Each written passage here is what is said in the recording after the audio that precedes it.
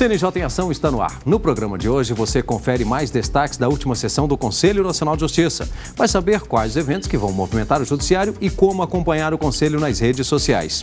E veja ainda uma entrevista com o conselheiro Rubens Curado. Ele é o coordenador do grupo de trabalho que analisa a criação de medidas para priorizar a justiça de primeiro grau. Isso e muito mais a partir de agora no CNJ em Ação. E a gente começa o programa de hoje mostrando um pouco mais de como foram as decisões da última sessão do Conselho Nacional de Justiça. O CNJ julgou o procedimento de controle administrativo apresentado pela Ordem dos Advogados do Rio de Janeiro, que questiona a cessão de procuradores da Fazenda para atuar como assessores de magistrados no Tribunal Regional Federal da 2ª Região. A lei tratou expressamente da questão. Podemos até debater em abstrato se é correto que a lei permita essa cessão para os tribunais superiores, mas a lei permitiu para os tribunais superiores e não permitiu para os tribunais regionais federais e tribunais de justiça. O representante da OAB Federal também apresentou argumentos. O assessor lotado no tribunal continua recebendo a sua remuneração como procurador e passa a receber, além disso, uma gratificação do tribunal. Ele não deixa de receber o seu salário como procurador. O ministro Joaquim Barbosa fez uma ressalva. O Excelência sabe por que ele não recebe do tribunal? Não sei. Porque a remuneração do tribunal é miserável. É só por isso. É só por isso. Ele tem que receber uma parcela da sua remuneração originária e uma pequena complementação do tribunal. Mas presidente, é só por isso. Não, entendo que Vossa Excelência afirma. São os servidores mais mal remunerados dentro do sistema judiciário federal e que prestam um trabalho inestimável, incontornável. Para ganhar, a Excelência não tem a menor ideia, ganhar uma quantia mísera. R$10.000. R$10.000 é o salário de um assessor altamente qualificado. O relator do processo considerou o pedido improcedente e que a cessão dos servidores é permitida. Vejo nessa tese, ao contrário, um desconhecimento da real atribuição do assessor e, em especial, um desrespeito e um desprestígio à nobre missão de julgar dos magistrados. O conselheiro Fabiano Silveira abriu divergência.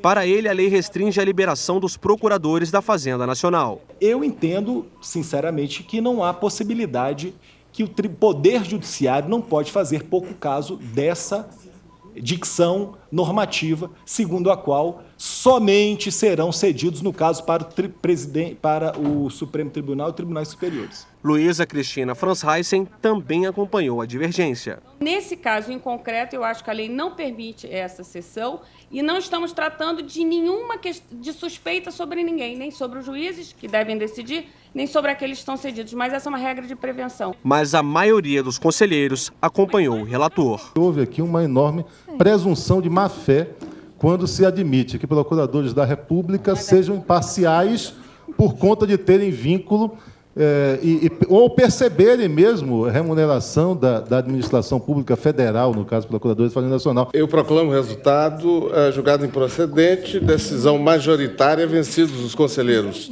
Luísa Franz Heissen, Gisela Gondim, Emanuel Campelo e Fabiano Silveira. O Conselho Nacional de Justiça analisou também um pedido de providência da Ordem dos Advogados do Brasil na realização de concursos públicos para a magistratura por candidatos com deficiência.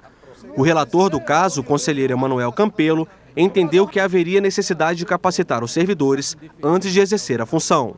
A ministra e conselheira Maria Cristina Peduzzi teve o mesmo entendimento do relator. Este exame prévio da deficiência não infringe a lei especial, porque apenas tem o objetivo de identificar a compatibilidade com o cargo almejado. Os outros conselheiros abriram divergência no sentido de que os candidatos com deficiência aprovados no concurso devem ser analisados no período probatório. Para a conselheira Luísa Cristina Franz Heissen, a medida é discriminatória e, por isso, o desempenho de cada servidor deve ser observado durante o período do estágio. A capacidade, ela só vai poder ser aferida realmente no exercício da função, e para isso o estágio probatório. Aliás, como qualquer outra capacidade, porque estamos falando da capacidade da pessoa com deficiência, mas poderemos ter outras formas também de aferição, e para isso existe o estágio probatório. A maioria dos conselheiros acompanhou a divergência e o pedido de providência foi julgado procedente. O Conselho também analisou uma revisão disciplinar do Tribunal Regional Federal da Primeira Região. A relatora, a conselheira Débora Ciossi, acolheu o pedido de liminar apresentada pela magistrada Solange Vasconcelos, que teve pena de disponibilidade aplicada pelo TRT. O caso teve repercussão nacional depois que o Tribunal Regional Federal instaurou o processo administrativo disciplinar para apurar irregularidades na contratação de empréstimos em nome de magistrados fictícios na Fundação Habitacional do Exército, a POPEX. A punição ao magistrado somente será imposta pelo voto da maioria absoluta dos membros do tribunal ou órgão especial. Na espécie, o órgão especial do TRF Primeira Região, de fato, possui uma composição de 18 desembargadores, sendo necessários 10 desembargadores para a configuração da maioria absoluta. No ano passado, a juíza federal foi julgada pela Corte Especial Administrativa do TRF da Primeira Região. A maioria votou pela aposentadoria compulsória. Mesmo assim, a magistrada foi penalizada por censura. Por isso, o conselheiro Saulo Bahia contestou o entendimento de que a pena da magistrada foi aplicada por maioria absoluta. Diante disso, eu não vejo por que desconstituir hoje a portaria, ainda mais em termos liminares. Em termos liminares, quer dizer, o afastamento já está ocorrendo, em termos liminares nós vamos desconstituir essa, sem sequer se deixar que o Pleno, por maioria, delibere, após a instrução regular, a formação de um convencimento definitivo, acerca desse problema. Por maioria dos votos, foi revogada a liminar. Na próxima semana, você confere os destaques da sessão de número 184. E veja agora mais notícias importantes do Conselho Nacional de Justiça. Os tribunais de justiça do Acre e de Goiás foram as cortes que mais julgaram até o fim do ano passado processos de homicídios dolosos incluídos na meta de persecução penal. O objetivo é que todos os tribunais estaduais julguem até outubro 80% dos processos penais de crimes dolosos contra a vida, que tenham recebido denúncia do Ministério Público até dezembro de 2009. As estatísticas estão no processômetro do Conselho Nacional de Justiça, que acompanha o cumprimento da meta. O Conselho Nacional de Justiça vai capacitar servidores e juízes sobre questões fundiárias. Outras informações com a repórter Carolina Chaves. O curso é uma antiga necessidade do órgão. Durante a capacitação, serão ouvidos especialistas de outras entidades encarregadas sobre o assunto para demonstrar como o direito fundiário deve ser aplicado, atendendo às necessidades atuais. O curso será realizado em parceria com o Centro de Formação e Aperfeiçoamento de Servidores do Judiciário, e o projeto deve ser concluído ainda neste primeiro semestre. Para isso, os tribunais de todo o país estão sendo consultados para traçar uma realidade da quantidade de processos que tramitam no judiciário com relação a problemas fundiários urbanos e rurais desde 2009 e também os que estão na Justiça. Entre os temas que serão discutidos durante o curso estão o direito à moradia, a desapropriação para a reforma agrária, ações possessórias, regularização fundiária, direitos indígenas e combate ao trabalho escravo. O CNJ aprovou a criação de um cadastro nacional de adolescentes em conflito com a lei. A ferramenta vai ser utilizada para controle dos adolescentes em cumprimento de medidas socioeducativas no país. Além disso, as inspeções de fiscalização nas unidades de internação de menores vão ser realizadas bimestralmente. Quer saber dos principais assuntos e como acompanhar o Conselho nas redes sociais? Veja agora no quadro Tá na Rede.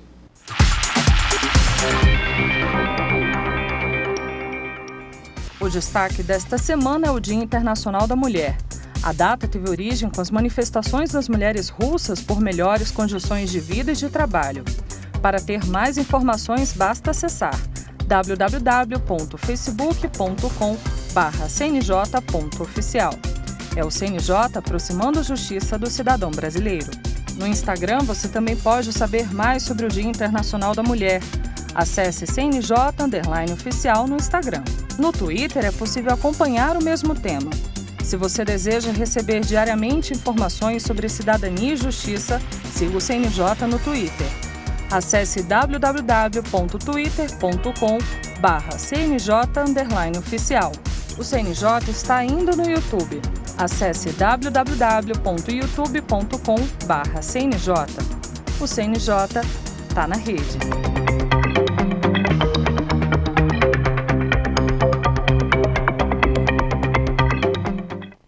E agora você vai poder se programar para conferir os próximos eventos que vão marcar o Judiciário. Confira os principais destaques no nosso calendário. Nos dias 13 e 14 de março, será realizado o Encontro Nacional do Sistema Socioeducativo no Tribunal de Justiça do Espírito Santo. Entre os dias 17 e 21 de março, vai ser realizado em todo o país a Semana Nacional do Tribunal do Júri para julgamentos de crimes dolosos quando não há intenção. No dia 20 de março, vai ser promovido o Encontro Brasileiro pela Solução Pacífica de Conflitos Empresariais. O evento será em São Paulo e faz parte de uma parceria entre o CNJ, SEBRAE e o CRJ. E nós vamos fazer agora um intervalo. Daqui a pouco eu converso com o conselheiro Rubens Curado. Ele vai falar sobre o grupo de trabalho que analisa propostas para melhorar o desempenho da Justiça de primeiro grau. Até já!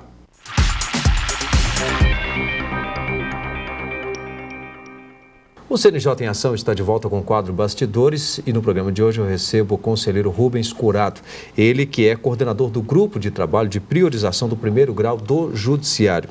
Rubens, muito obrigado pela presença. Bom, inicialmente, para quem ainda não sabe o que é exatamente esse grupo, apesar que o nome já mostra muito o que é o grupo, né? Mas qual o objetivo e quando ele foi criado? Esse grupo foi criado pelo ministro Joaquim Barbosa em setembro do ano passado, em setembro de 2013, com um objetivo muito claro, muito específico de apresentar propostas e sugestões para a construção de uma política permanente, uma política judiciária permanente de melhoria ou de priorização do primeiro grau de jurisdição. Por trás desse grupo, na verdade, as causas ou o diagnóstico ou o cenário que gerou a criação desse grupo do conhecimento, talvez, de todos que militam no judiciário, mas estão estampados também no relatório Justiça em Números. Então, ele teve como base, a proposta teve como base um diagnóstico feito pelo CNJ de que o mau funcionamento do primeiro grau de jurisdição é talvez o pior cenário que se tem dentro do judiciário. Basta dizer que 90% dos processos do Brasil estão no primeiro grau de jurisdição, que também não tem, e apesar disso, estão alocados no primeiro grau de jurisdição 90% dos recursos, seja recursos orçamentários ou de pessoas que precisam trabalhar para que esses processos fluam e que seja dada solução a esses casos. Então, diante desse diagnóstico, foi proposta esse grupo de trabalho, que já apresentou, em dezembro desse ano, os primeiros resultados, um relatório com as sugestões, tendo como premissa que é um ponto de partida. Nunca tivemos a intenção de apresentar todas as soluções possíveis, mas apenas a construção de um projeto permanente para que esse problema seja, de fato, atacado dentro do judiciário. E esse grupo apresentou em dezembro de Isso, 2013, o relatório foi entregue no dia 16 de dezembro ao próprio ministro Joaquim Barbosa e divulgado publicamente no site do Conselho Nacional de Justiça. Quais sugestões nós temos aí? Várias sugestões. Nós sintetizamos em 8 sugestões básicas. A primeira delas, até já efetivada, foi a criação de uma diretriz estratégica de priorização do primeiro grau de jurisdição e vinculação dessa política ao planejamento estratégico do Poder Judiciário. Essa diretriz foi apresentada pelo próprio ministro Joaquim Barbosa no Encontro Nacional do Judiciário e aprovada por unanimidade por todos os presidentes dos tribunais brasileiros, com um propósito bem claro. Nós precisamos, é um problema permanente, antigo do judiciário, e nós precisamos vinculá-lo ao planejamento estratégico, que é onde são o instrumento já estabelecido por todos os tribunais para atacar os problemas e apresentar os projetos e desenvolver as ações de médio e longo prazos em todo o Poder Judiciário. Então, essa primeira diretriz já foi aprovada, estamos agora numa fase de implementação, com uma das primeiras propostas do grupo, dentre outras, como a própria audiência pública, que já foi também acolhida a sugestão. Conselheiro, que outras propostas o destacariam? Eu destaco também outras 2 propostas de resolução que o grupo fez no relatório entregue. A primeira de institucionalização dessa política permanente de priorização do primeiro grau de jurisdição. É uma política judiciária que entendemos imprescindível e que o CNJ precisa institucionalizar para dar perenidade a essa política e criar, de fato, instrumentos concretos para a efetivação das medidas dessa política. Essa proposta de resolução que está contida no relatório, ela contém 9 linhas de atuação, estabelece que os tribunais devem apresentar um plano de ação e cria também uma rede de colaboração, uma rede de governança dessa política formada por magistrados de todo o Brasil para discussão e implementação dessas medidas e todas essas linhas de atuação. Não há solução simples nessa área. As soluções são de médio prazo e isso, como disse, já está alinhado ao planejamento estratégico do Judiciário e agora, nesse exato momento, o CNJ está discutindo o que nós chamamos de Estratégia Judiciário 2020, ou seja, o próximo planejamento estratégico para os próximos 6 anos, que irá de 2015 a 2020. E essa priorização do primeiro grau de jurisdição precisa estar alinhada permanentemente a esse novo plano estratégico.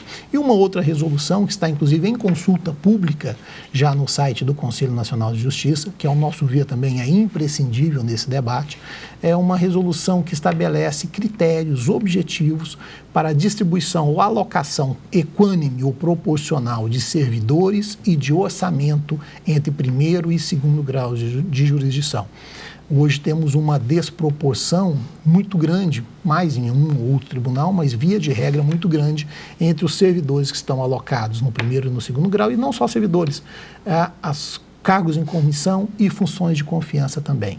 Temos a plena certeza de que todos os recursos disponibilizados à instituição precisam ser alocados equanimemente e proporcionalmente na medida da demanda. Na medida da demanda. Eu acho que toda essa distribuição precisa ser alinhada à demanda de processos que chega no Judiciário. Não é um equilíbrio entre eles, isso é uma questão de proporcionalidade. De proporcionalidade. Queremos a proporcionalidade, é uma medida da igualdade, para que esses recursos sejam melhores utilizados com eficiência. E, na mesma forma, o orçamento.